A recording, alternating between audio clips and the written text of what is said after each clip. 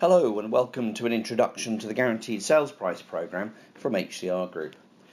I'm Adrian Leach, Managing Director at HCR Group, and I'm going to explain how Guaranteed Sales Price Programme works. What is a GSP programme and why did it start in the first place?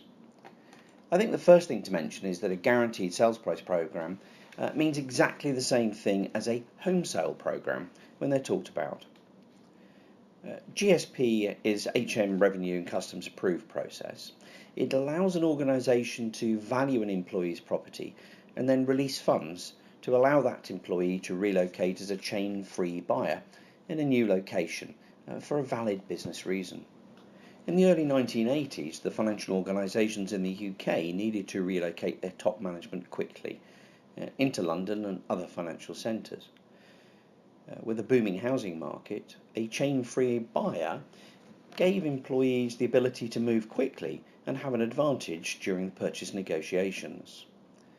The GSP programme was designed by a small group of relocation professionals, and HCR led the way in negotiating a clear process with HMRC, and this ensured that there was no betterment for the relocating employee or that opportunity for fraud in the process was taken away. In the late 1980s, many organisations were using the process to free up senior employees from waiting to sell their property before they moved, and that included a lot of the UK government departments. A few of the larger relocation companies started their own GSP divisions, although some changed the name of the programme to Home Sale in order to differentiate themselves.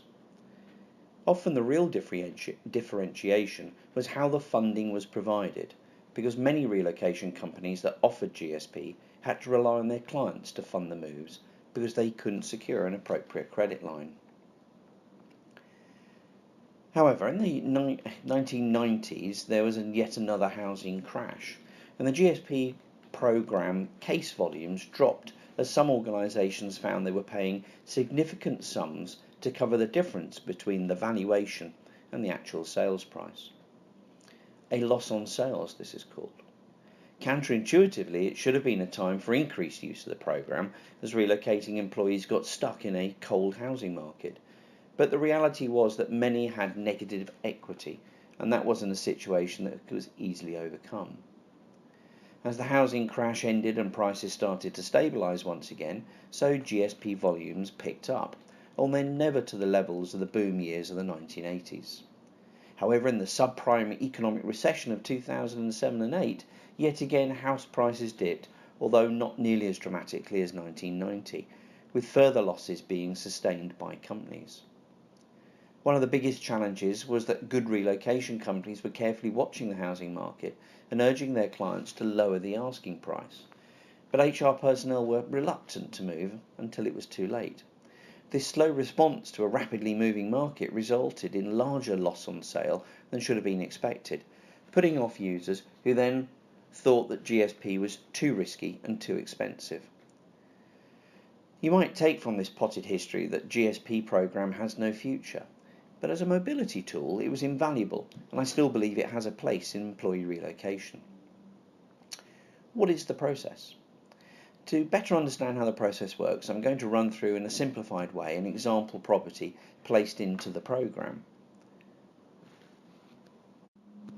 Before we commence a GSP programme, we have previously determined who is going to fund it, our client or whether or not HCR is advancing the funds. We do have a credit line to allow this to happen. We also have ensured that the relocation service agreement has been signed, which clarifies the roles and responsibility within the HMRC guidelines. Upon the receipt of initiation from our client, we instruct 2 independent valuers from the Royal Institute of Chartered Surveyors, RICS, to attend the property to provide us with a market value. The valuers send in the report with the condition of the property and using their institute guidelines called the Red Book. The Red Book definition of market value ensures that the valuer examines the previous sales for that property type in that area over the last 3 months and what is currently on the market, and they have to provide evidence of comparable valuations to support their conclusions, and finally they recommend a market value. If the valuations are within 5% of each other, HMRC would normally recommend a guaranteed price is offered to the homeowner, which is the average of the two amounts. However, sometimes the valuers do not agree.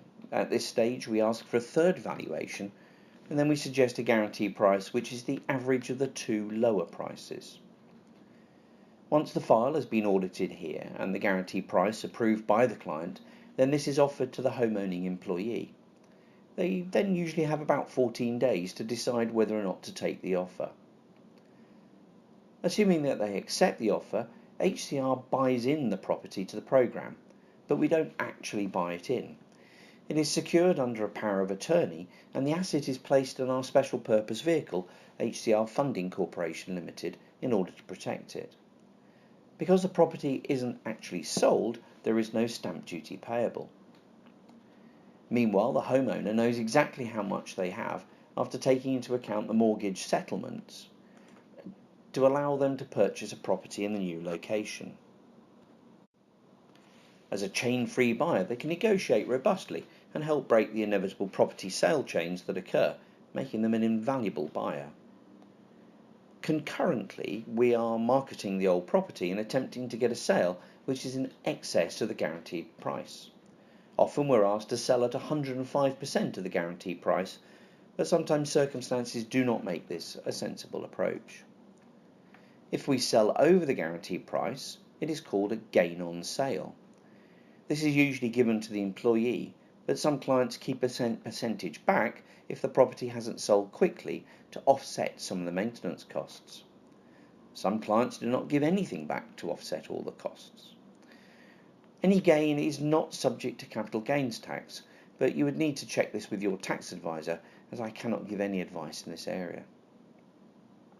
Clearly, there are times when it doesn't go to plan and the property is eventually sold below the guaranteed price. This is called a loss on sale.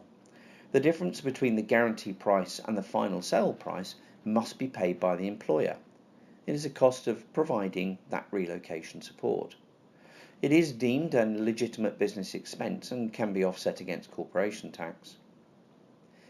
If the old property becomes empty as the homeowner relocates to their new home, then we take over management of the property whilst it's being sold. Sometimes the new home is purchased and the relocating employee moves, but temporarily leaves the family behind. This is usually so a school year can be finished or while the spouse or partner works out their notice before moving themselves.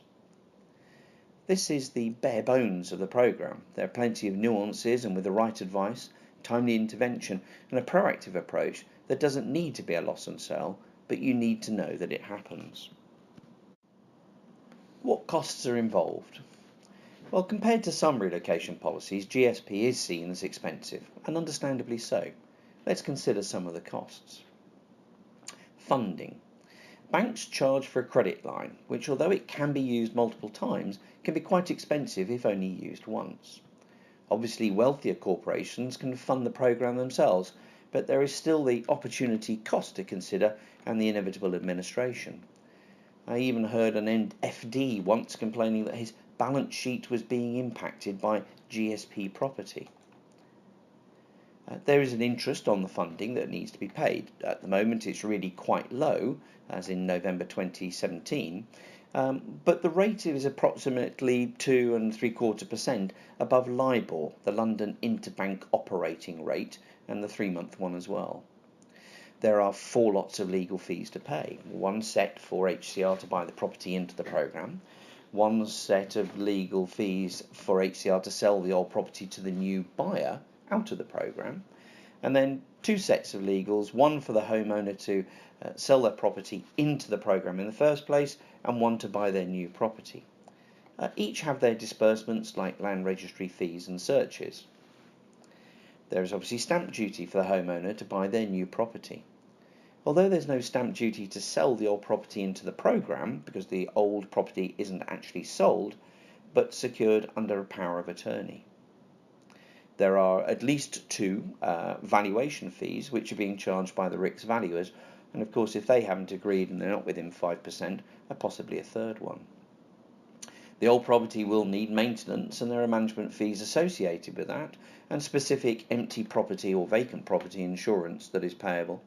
There are estate agent fees that need to be paid as well, although the good news is most of those tend to be capped at a rate well below those advertised by the estate agents to the public. There are other costs to consider as well, items like mortgage redemption fees to allow the employees to settle a mortgage or transfer it. There are specialist property reports on both the old and the new property, and certainly a home buyer's report for the new property is highly recommended. Well, if you listen to me so far, you're probably thinking, what are the benefits to the client and the transferee for doing all this? And it's a good question. Well, predominantly it's about getting your employee to move quickly to their new location and manage to take their family with them. Employees who have to take up a new post and then make a long daily or weekly commute soon get tired of living out of a suitcase whilst missing their family. It can also get very expensive putting up an employee and possibly their family in serviced or rented accommodation while they sell the house, which may be many miles away. Selling a house is stressful enough without having to struggle to cope with estate agents, lawyers, potential buyers and maintenance people, and you're at a considerable distance away from them. Leaving the property empty often isn't an option either, as most household insurance companies only allow between 28 and 60 days to be empty, after which they withdraw insurance cover. That isn't helpful when pipes freeze in winter because the heating is off or the employees having to heat an empty house. Running a GSP program may seem daunting in its complexity, but with the right provider it can be quickly and easily accomplished. As a tool to support a senior employee selling up their old home and moving to a new location where they are needed, it's invaluable. It takes away all the stresses and strains associated with selling and buying a house, speeding up the employee's ability to settle into their new role, to tackle the reasons that they were relocating in the first place. It keeps families together, creates the right work-life balance, and demonstrates the organisation's support to their key talent. In fact, as a senior talent management tool in the UK, it is absolutely invaluable. If you wish to learn more about how a GSP program can help your company and your employees, our email address is shown below, and you can visit our website at www.hcr.co.uk. We're always happy to hold a no obligation exploratory meeting to understand what it is you're trying to achieve, and then give you an honest appraisal on whether or not GSP or perhaps a similar service can be of any help to you. Well, thanks for watching, thanks for listening. I hope this relocation briefing has helped explain a little bit more about GSP.